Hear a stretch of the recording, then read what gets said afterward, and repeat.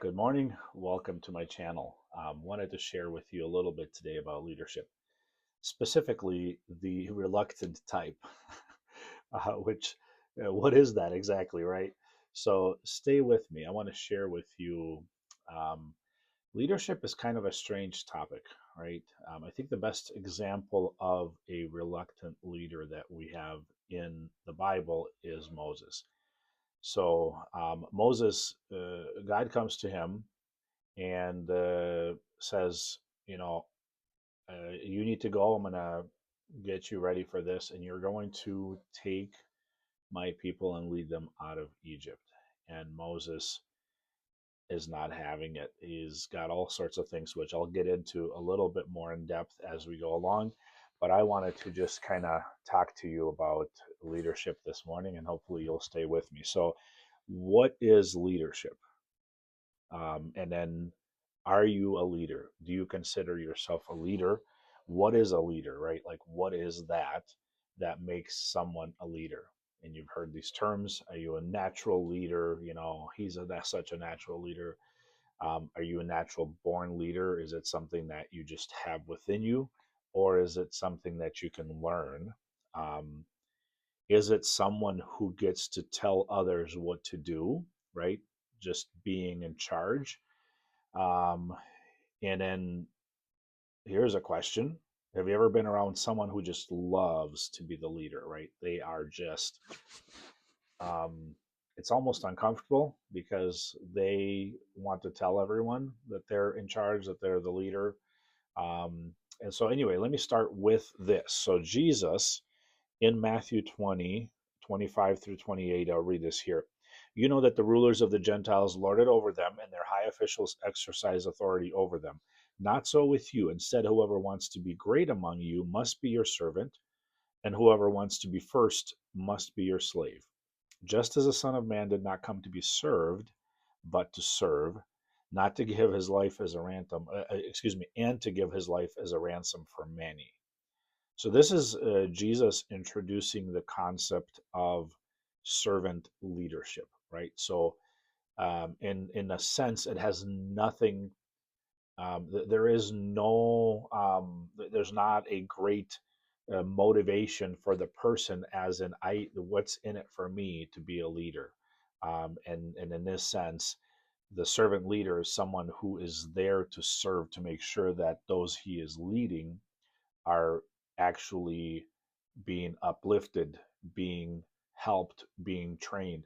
You see this if you watch some military or some war movies. You see examples of this.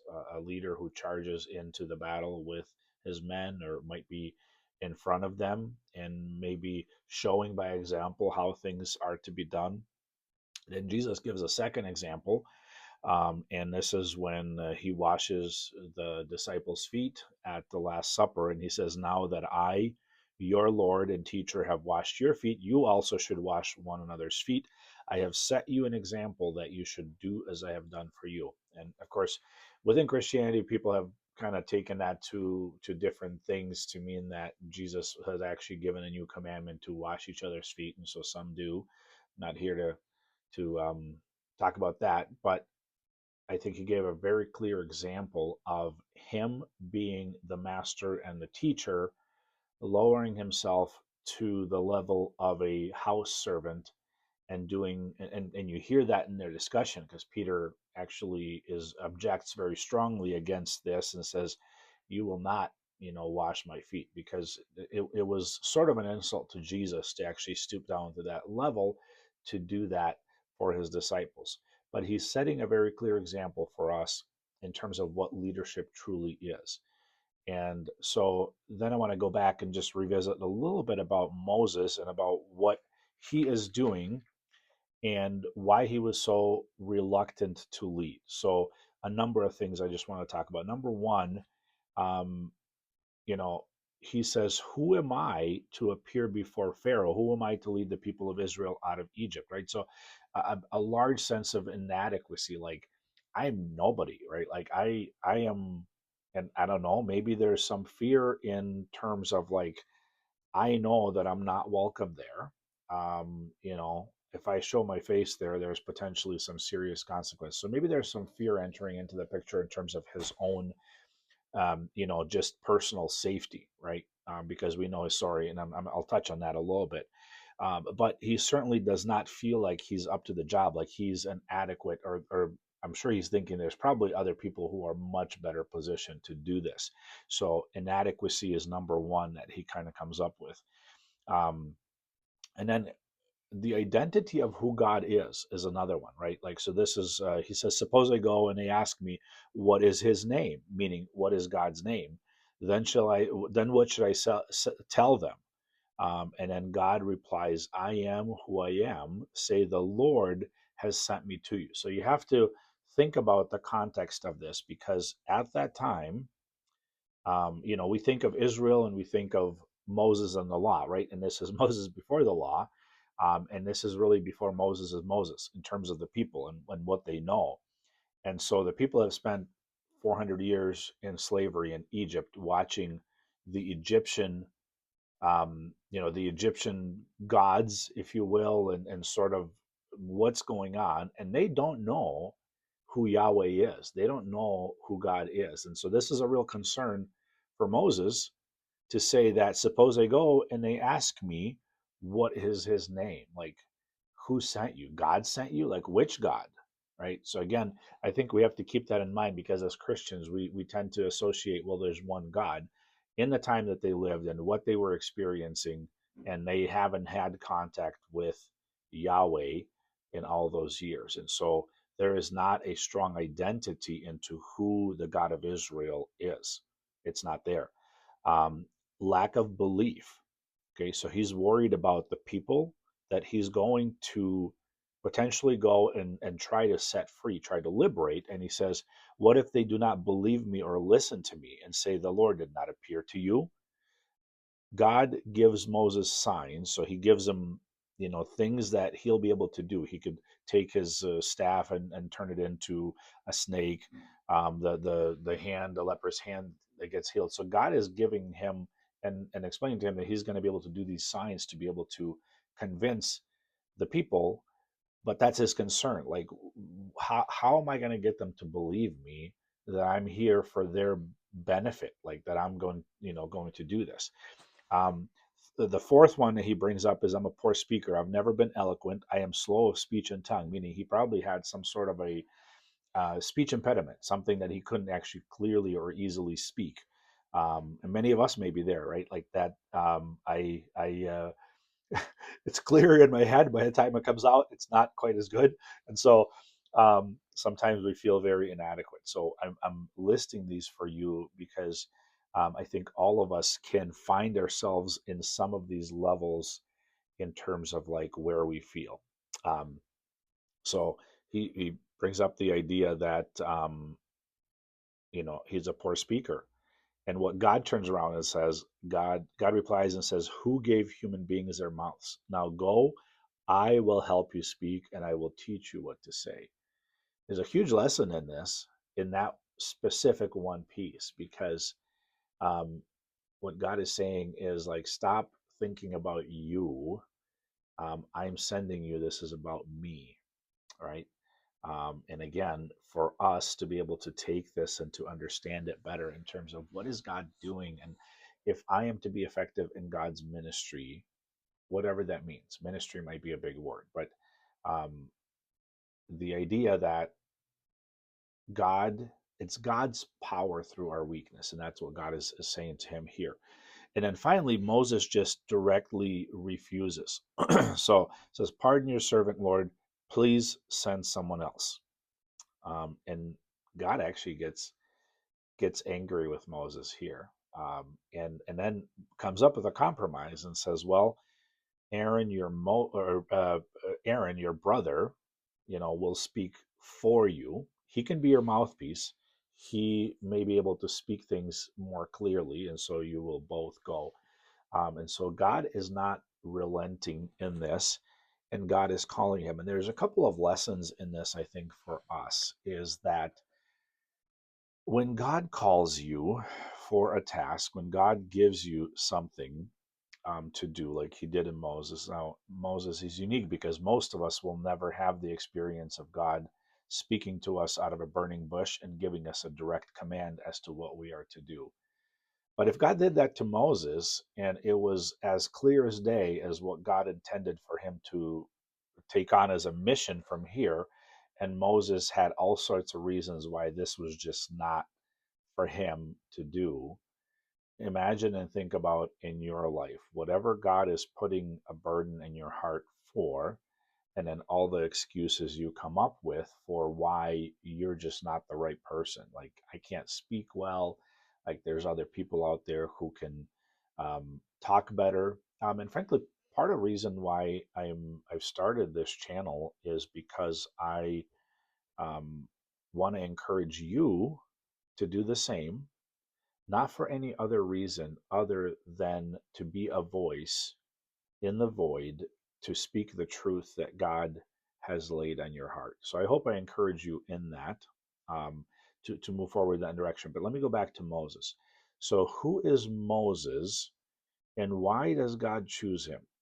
Like, we don't know. God doesn't tell us in scripture specifically. I chose Moses because of who he was and because of what he did. But there's two things that happen. There's two episodes in his life where Moses acts in a way that I would say would fit the servant leader, where he's not looking for it's there's nothing in it for him, but he steps in and he does something. And so those two examples are the killing of the Egyptian taskmaster, um, where Exodus 2:12 says he looked this way and that, and seeing no one, he struck down the Egyptian and hid him in the sand. So Moses grew up in Pharaoh's household, but because his mom was his caretaker, he learned and understood who his people were, and he knew and he felt a sense of justice within him and understood that his people were being oppressed by by the Egyptians. And so one day he's out and he sees an Egyptian beating an Israelite, and he steps in and he kills the Egyptian, right? So there's nothing in this for him. He is um, acting out in courage to help stop an injustice, right? So think about that. Think about the amount of courage that it takes. I think about the cozy, comfortable life that he had in Pharaoh's household, where he had everything he could ever want, and he could continue to have more and more, right? And very few people. You look at communism, you look at different things in the world, and you see how many people were killed in situations where they were their own people, right? Whereas here, he could have just assumed this Egyptian identity, could have just stayed with that and continued to just enjoy amazing, wonderful life. But yet he comes out and he does this, which changes his life's trajectory forever, because what he thought was going to be a secret doesn't end up being a secret, and it gets out and he has to flee for his life, and that's how he ends up out in the wilderness. And that's where the second um, kind of act takes place, where we learn a little bit more about Moses, and that's where he defends the Midianite women at the well. So the verse specifically is Exodus 2, or the passage is Exodus 2:17. The shepherds came and drove them away, but Moses stood up and saved them and watered their flock. Again, there's nothing in this for him, not yet anyway, right? Because he does end up getting married to one of those women, but he stands up to do the right thing. So he sees these shepherds who come in and basically bully their way, because these um, the women were their shepherds as well, but because of being weaker and because of women in society, they're like, no, we're just going to do our thing. We're going to water our sheep no matter who's here first. And Moses stands up and does the right thing. So this is interesting background for when you look at and what Moses does when God actually calls him and says, I'm going to have you go and be the one to lead my people out of Egypt and take them to their promised land. So it's an amazing story when you think about it. When you think about who Moses becomes and who God gets him to be and how God uses him, but he did not want to be a leader, right? And so I want you to think about that. I want you to think about the idea that, um, do you strive? Do you really want to have power and to be a leader? Right? Do you know some of those people that that's what they want to do because they want to be able to tell people what to do? They have it all figured out. And someone who is a true leader knows the burden that leading people is. And you see this later when Moses contends with God, and he, even as he's leading the people out and they're down the road, how frustrating it is because the people constantly accuse him of things and they're constantly griping, and so he has to be, just work really hard to try to satisfy whatever strange desires are coming out of the large group of people that they want this, they want that, they're not happy with things, they're just complaining, right? Like that's what you kind of get to see throughout that. In fact, God is frustrated with them for the same reason. So, um, hope this blesses you today. Just the idea to think about, um, God may be calling you to lead, and leading doesn't mean that you have to be a great speaker, that you have to be able to get on stage and to be able to give amazing speeches and presentations and do amazing things. But lead in small things. It's step in and do what needs to be done. All right. Do the right thing.